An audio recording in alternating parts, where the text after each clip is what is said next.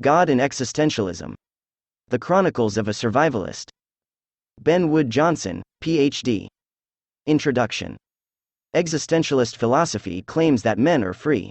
They have free will. They enjoy an uncompromising state of liberty in nature.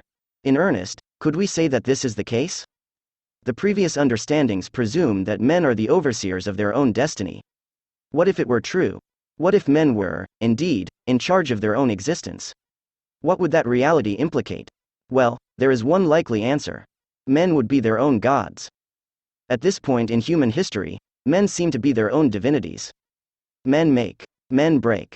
Men create. Men destroy. Men do. Men don't.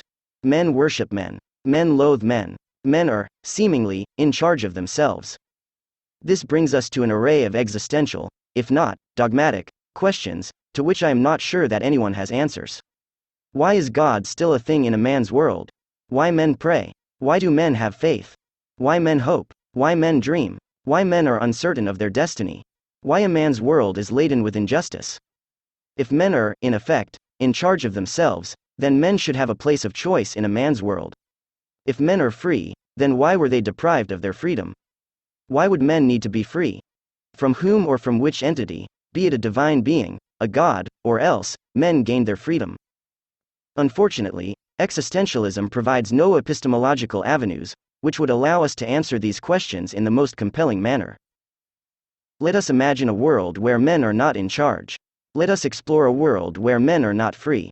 Let us consider a world where men rely on God as much as God relies on men. Let us dissect a milieu where men and God are the same. Part 1.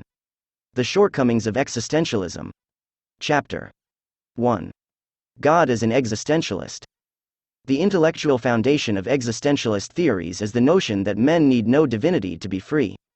They need no gods to exist freely on planet Earth.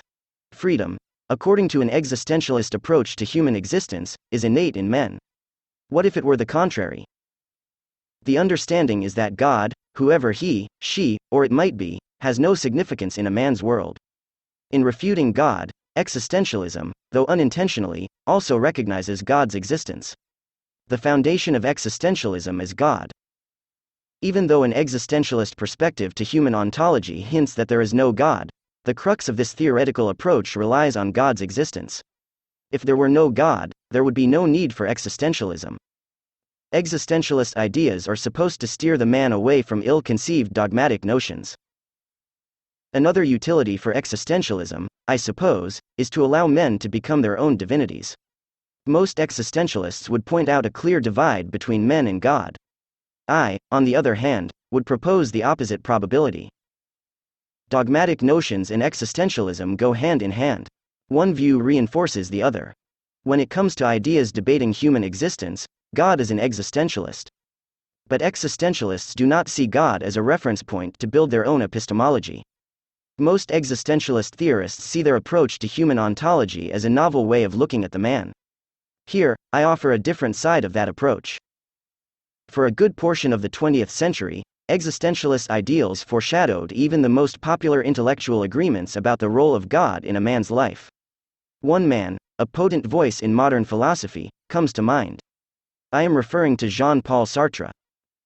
It is undeniable that Sartre is synonymous with modern literary excellence. Sartrean philosophy is a trademark in contemporary thoughts about human ontology. Sartre was a prominent existentialist. As a prolific thinker in the field, Jean-Paul Sartre is credited to have created, on his own right, of course, a novel epistemological paradigm about the notion of human existence. The Sartrean approach is the best way, to date, to grasp the nature of humanness. Sartrean philosophy has redefined human ontology. The Sartrean perspective has also undermined human existence, for it provides the intellectual rationale for the rise of anti-humanism. In the present context, I will not debate the merit of existentialist theories. I will not even refute God to the extent that you might anticipate. I will echo this much though: if you looked closely, you might realize that dogmatic ideals are at the heart of existentialist theories. The same, existentialism is to intellectuals without faith what God is to men of faith. The line between faith-based intellectuals and unabashed men of faith is blurry. The fallacy of freedom. Existentialism underlies contemporary notions about human freedom. Existential theorists propose the idea that men are free. Otherwise, men have choices.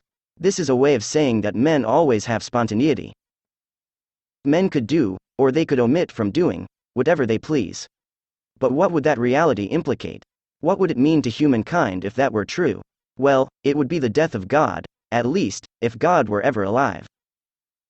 If men were free to be any manner, or anyhow, they might please, would it not suppose that men would either be God themselves or they would have access to the divine? Freedom, or the notion of individual autonomy, implies that men are omnipotent in the world. Otherwise, they are omnipresent both in the natural and within the artificial. But that characteristic, according to men themselves, is reserved to God. Before we examine the issues further, let me say that the present analysis is not about God. This discussion is not about earthly deities. Nonetheless, I could not study the being, or the man, for that matter, without considering the foundation of his beingness. That foundation, for all intents and purposes, is God. I could not ignore the spiritual underpinnings of a man's strength to withstand the blows life throws at him. We should not undermine the roots of a person's thirst for survival. We must recognize that God is an important pillar in a man's plight to make headway beyond a happy accident. Could we say that God is the source of life in the most fundamental sense? Could we say that God is the Alpha? Could we say that God is the Omega? Where would that reality leave men then? Existentialist theories are mute on these questions. The almighty men. Men of faith are certain that God is supreme. They are convinced that God is ever present in their world. For them, God, or any being of a divine-like nature, is the provider of life. God, or his kin, gives. God takes back what he gave out. Let me reiterate that the present diatribe was not designed to refute God. It was not concocted to deny God's existence. This is not a way to undermine God's supposed might in the world. But it is important to point out that the reality, which men face on planet Earth, at least, most often than you might think, has little or nothing to do with God's will or the lack of that. In a man's world, some men are almighty. God has no relevance. The divine, or God, if he existed at all, would be an observer. God's will, or God's desire, would matter less. God's words would be of no importance. Let me echo this understanding further to clarify it all. God is an abstract concept, which has no tangible weight in the reality men face.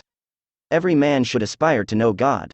But no man should rely on God too much as a strategy to carve himself a place of choice to survive in a man's world. God, I would proclaim, is a convenient, true lie, which makes the reality of men livable and, at times, acceptable to the extent that such a reality might be squalid, depressing, or even unbearable. In the world that most men experience in their quotidian, some men have the status of God. They believe themselves to be divine. Their actions, should I say their inaction, could be as consequential, or the lack of that, as the role that God might play, or might not play, in a man's world. These individuals often play a crucial role in the destiny of their kind. These men have, most often than you might fathom, more power over their fellow men than any God, imaginary or else, ever could. The divine, or God, in almost every circumstance, is powerless before the depravity of his supposed creations. Here, of course, I am referring to men. Is it not proof enough that men are undeniably almighty? Is it not obvious enough that men are lords? Is it not evident enough that men are, definitely, their own gods? You could deny that reality. Bad faith individuals. The world is filled with bad faith individuals. They are determined to tell you a truth that they, themselves, do not know. They are determined to make you believe in the world, which they, themselves, do not believe. The reality men face in a man's world could be undeniable. Yet some people might claim that God is unparalleled in the world. They might claim that God is the only authority over men. God is an authentic power. From God's heavenly domains, he governs the world. Some individuals might recite biblical verses to support their arguments. But they might have to convince themselves that God rules a man's world before they could convince others that it is that way. These people do not have the wit to be persuasive. They do not have the pertinent references to convince a true believer to believe in their gospel. A person needs not be persuaded to compel the self to see the world for what it is. Every truth is self-evident. No truth could be denied as such. Anytime a truth must be taught to others, it is because that supposed truth, in and of itself, lacks authenticity or, simply put, is untrue at its core. In a man's world, the facts are irrefutable when it comes to divinities. There, God is an ideal. God is the figment of our imagination. That imagination is also the result of our desolation in a harsh social milieu. Our tendency to find God is sometimes an indication that we have lost ourselves. It may be a sign that we have lost our sense of self in a world which we have no means to change. Our craving for God, or our inclination to embrace any divine power, helps us find ourselves amid the chaos which typifies a man's world. Let me put it bluntly, God has no tangible power in the real world. Granted, this view is probably in the minority. But the reality, which men face in their daily struggles to stay relevant in a man's world, can be irrefutable. It can be even challenging for a person to stay alive in a man's world. Praying alone could not emancipate men from their own bondage. Men could never be free so long as they must construe their freedom in their own make-believe world. In a man's world, God is nowhere to be found. There, men are almighty. Some men do whatever they please and to whomever they please. Some men may omit from doing whatever they please and to whomever they please, many a time, with little to no personal consequences.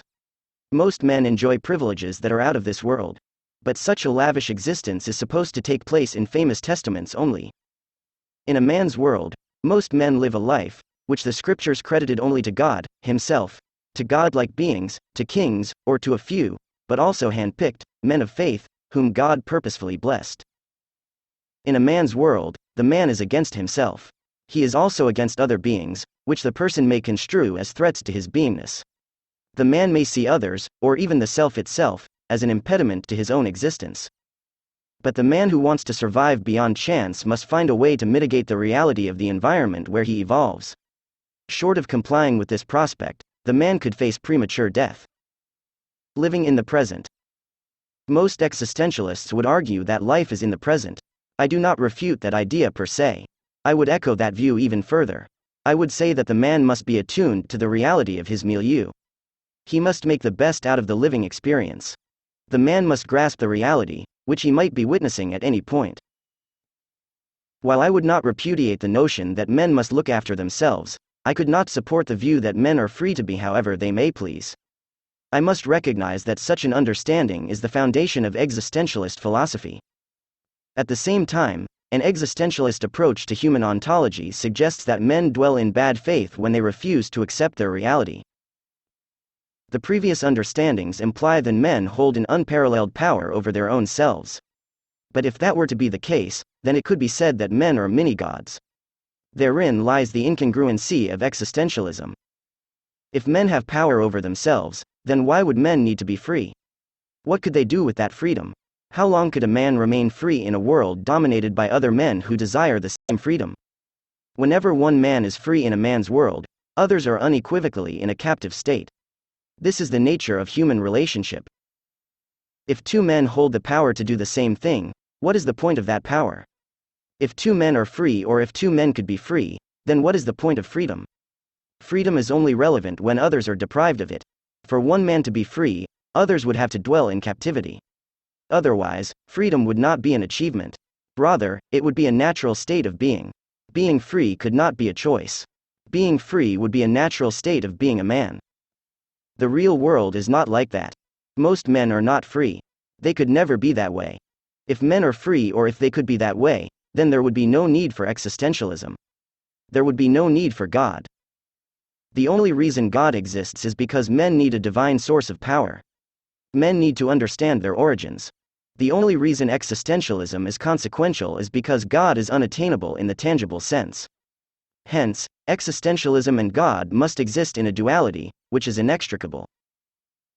Existentialist theorists are quick to separate men from God. They are also quick to put men on a pedestal like the one God is supposedly standing on. Nonetheless, I would say this much. Existentialists could not have it both ways.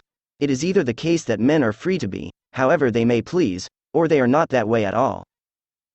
Having the potential for freedom means nothing tangible in the real world. Persevering to achieve freedom is not enough to have it in the end. Moreover, freedom, or any sense thereof, is always ephemeral. Thus, men could never be free to the extent that they are men. Men could never be free to the degree that they might want to be that way. In a man's world, enjoying freedom, or envisaging a similar state of being, is nearly impossible. A state of being, which might resemble an instance of being free, as a fantasy. Freedom is superfluous. There is no such thing in the world, let alone in the world that men uncover in their mundane. It could be impossible to distinguish between the reality, which life breeds, and the interpretations of events, which resulted from the actualities that men face in their commonplace. It could be unfeasible to draw between notions debating bad faith and ideas discussing viewpoints about dogmas. No matter what, men must grasp the roots of their calamities in a man's world. They must do so as realistically as possible. The failure of the man to distinguish between the reality, which society breeds, and the misfortunes, which nature brings about, could have dire outcomes. Ignoring such realities could be deadly. Under any circumstances, the man must be attuned to his nature. The man must become aware of the social conditions, which he might be facing. Every person must recognize his place in both the natural space and the social place. The man must grasp the essence of the two environments. He must conduct the self fittingly in both his world and the reality, which others experience. He must do so wherever he finds the self. The man must sense his place in the universe. He should never forego his existence on the count of God or any being, who is believed to be immortal. This is the essence of being in the world. This is also what binds God and existentialism together. The man must understand that reality. Only, he must do so on his own behalf and for his own sake. Chapter 2. Appealing to dogma. Could you say that God is the answer to everything or every situation which men face in their lives? Many people believe that God is the instigator of everything good in their world. God is there to repulse spiteful beings. To what extent this is the case, I am not sure how to answer. The pervading viewpoint is that men are caught between two worlds. These spaces, though they are not at all real, or they are not necessarily tangible, include the visible and the invisible. Men have access to these milieux via an introspective portal. Only a man can catch a glimpse of his worlds. The subjective nature of these places makes them speculative. There is no definite way to tell when a man is in one place or when he is in the other. The links between the two places could be understood as the person's capacity to orate. This is known as the secret of the oration. The invisible world is the foundation of the milieu where the man finds the self. Anything indiscernible to the naked eyes must be plain to see in the invisible world. It is a place of wonder. This is where men are whole. The invisible world is a place of sanctity. There, God is readily available to those who seek the divine. There, angels guide men through their crucibles. There as well, saints act as overseers of mankind. There, every wish comes true. But it would be that way so long as such a want is conveyed in the proper manner. That manner is a prayer. In the invisible world, there is no exclusion. There is no discrimination, there is no racism. There, every man is equal. There, men are free. There, men are trouble-free. It is a place of ascension. Many people pray regularly. They usually rely on God, the one who arts in heavens, or should I say, the one who arts in the invisible world, to guide them through their ordeals on earth, the visible world. But to what degree God is relevant in helping men mitigate manufactured problems in their lives? What do I mean by made-out problems? Suppose that you evolve in a natural milieu, how easy life would be for you. By using the term, natural milieu, I mean, suppose that a person evolves in a place where everything is at their natural state. For example, the trees had not been planted by a particular entity, in this case, a person. The flowers grew out of the landscape on their own. The rivers had not been channeled by an exogenous authority or an extraneous mechanism. The stream of fresh water flows as nature intended. Everything in the natural is there for the taking. Every living being lives off the land. There is a natural progression of life in that milieu. There, survival is not a given, rather, it is available to those who can afford it. In such an environment, would there be a place for God? I will let you ponder on potential answers.